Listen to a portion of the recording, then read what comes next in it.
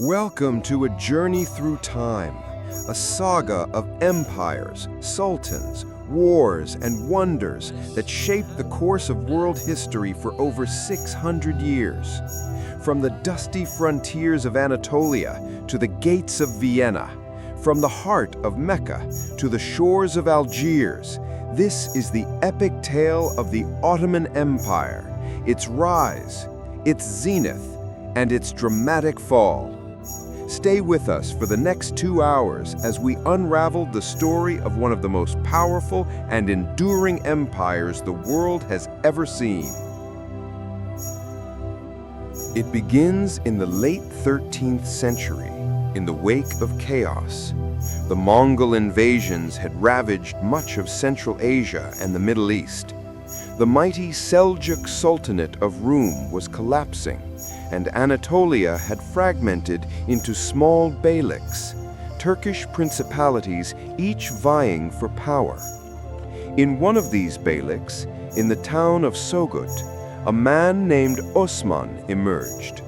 The son of Ertugrul, leader of the Kayi tribe, Osman declared independence around 1299. He was a frontier warlord, a Ghazi, a warrior of Islam, fighting Byzantine forces to his west. Little did the world know, this modest beginning would spark a dynasty that would rule 3 continents. Osman's son, Orhan, expanded the territories rapidly. He captured Bursa in 1326, making it the first Ottoman capital.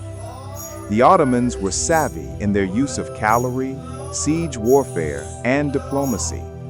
They recruited from conquered peoples and forged alliances, setting them apart from other beyliks. But it was Murad I who transformed the Ottoman beylik into a true empire.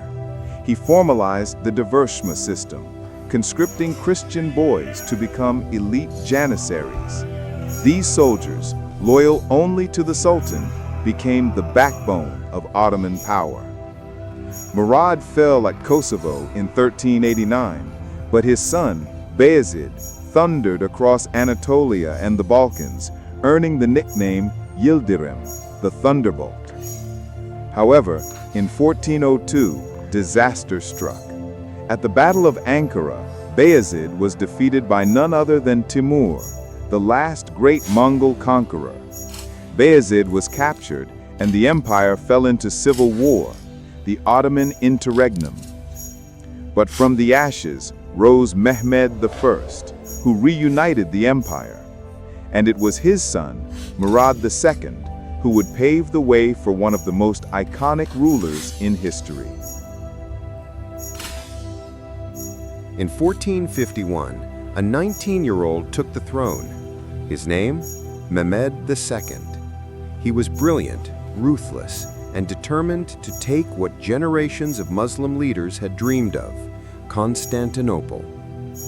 The Byzantine capital stood as a symbol of Christian dominance and an impregnable fortress. But Mehmed had a vision. In 1453, after weeks of siege, the young sultan launched a final assault. Using massive cannons and tactical ingenuity, the Ottomans breached the Theodosian walls. Constantinople fell, and with it, the Byzantine Empire ended.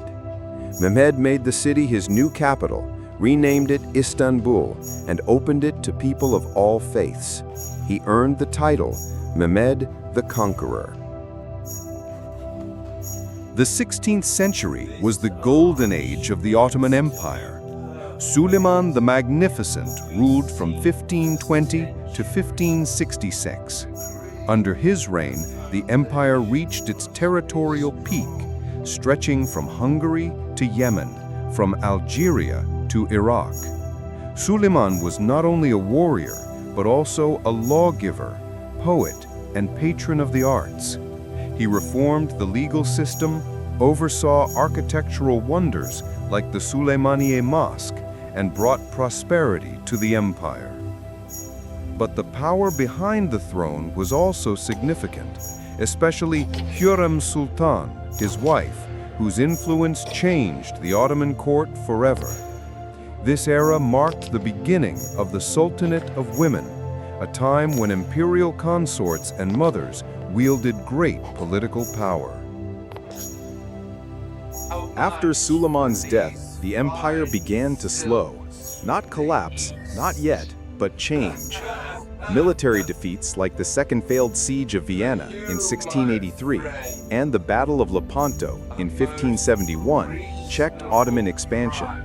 Meanwhile, Europe entered the age of exploration and the scientific revolution, leaving the Ottomans technologically and economically behind. Reforms were attempted. The Tulip era in the 18th century introduced Western art, clothing, and ideas. The Janissaries, once elite, became corrupt. Internal rebellions and the rising power of provincial governors weakened central authority.